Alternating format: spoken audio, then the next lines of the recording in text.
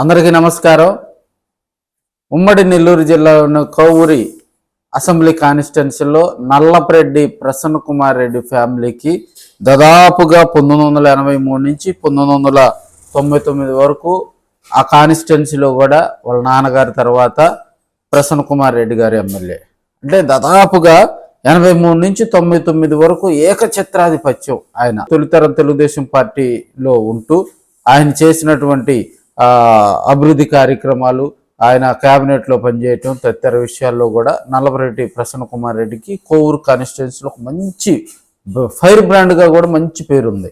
అయితే ఆయన 2004లో ఓటమి చెందటం, అదేవిధంగా 2014లో ఓటమి చెందటం జరిగింది. 2009లో ఆయన మనకి దివంగత వైఎస్ రాజశేఖర రెడ్డి వెంట నడుస్తూ కూడా 2012లో అక్కడ జరిగినటువంటి కోవూరు ఎన్నికల్లో బై ఎలక్షన్లో ఆయన గెలుపొందడం జరిగింది. 2019 ఎన్నికలు కీలకం అని చెప్పాలి. జగన్ను క్యాబినెట్లో మంత్రి పదవి వస్తుందని ఆశించాడు. అయితే అది కార్యరూపం దాల్చకపోవడంతో కూడా కొంత ఆయన ఇబ్బందులు గురైనట్టుగా కూడా తెలుస్తూ ఉంది.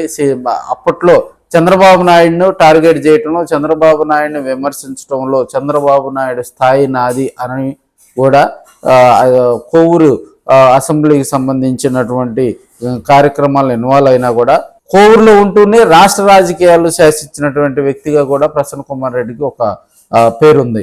చంద్రబాబు నాయుడిని టార్గెట్ చేస్తూ జగన్మోహన్ రెడ్డి మీద విమర్శలు చేసిన 2019 దశకంలో కూడా 2019 నుంచి 2024 వరకు కూడా ఆయన వైసీపీలో ఫైర్ బ్రాండ్గా ఉంటూ చంద్రబాబు నాయుడిని, పవన్ కళ్యాణ్ కూడా టార్గెట్ చేస్తూ విమర్శలు చేసినటువంటి సందర్భాలు మనం చూసాం.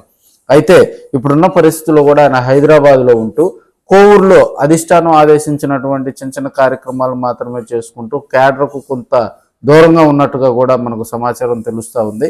ఇప్పుడున్న పరిస్థితుల్లో కూడా ఆయన ఎందుకులే తెలుగుదేశం పార్టీ మీద విమర్శలు చేయటం అని చెప్పి అక్రమ కేసులకు మళ్ళీ ఇబ్బందులు గురి చేస్తారని చెప్పి కూడా ఆయన సైలెంట్గా ఉన్నట్టుగా కూడా తెలుస్తుంది.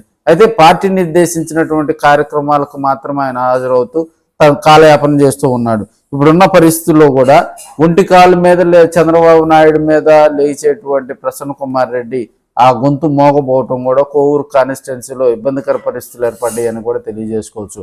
అక్కడ ఉన్నటువంటి క్యాడర్ మరింత యాక్టివ్ అవ్వాలి, మరింతగా బూస్టప్ ఇవ్వాలంటే ప్రసన్న కుమార్ రెడ్డి లాంటి లీడరు స్థానికంగా నివాసం ఉంటూ అక్కడ చిన్న చిన్న కార్యక్రమాలు చేస్తూ క్యాడర్ తోటి కూడా ఏకాంతంగా డివిజన్లో ఉన్నటువంటి క్యాడర్లు, అదేవిధంగా అసెంబ్లీ కాన్స్టిట్యున్సీలో గ్రామాల్లో ఉన్నటువంటి క్యాడర్ను వాళ్ళందరినీ కూడా మమేకం చేస్తూ రాబోయే రోజుల్లో ఆయన మరింత ముందుకు వెళ్ళాలని చెప్పి కూడా అక్కడ ఉన్నటువంటి కోవూరు కాన్స్టిట్యున్సీలో ఉన్నటువంటి వైసీపీ నాయకులు కోరుతా ఉన్నారు.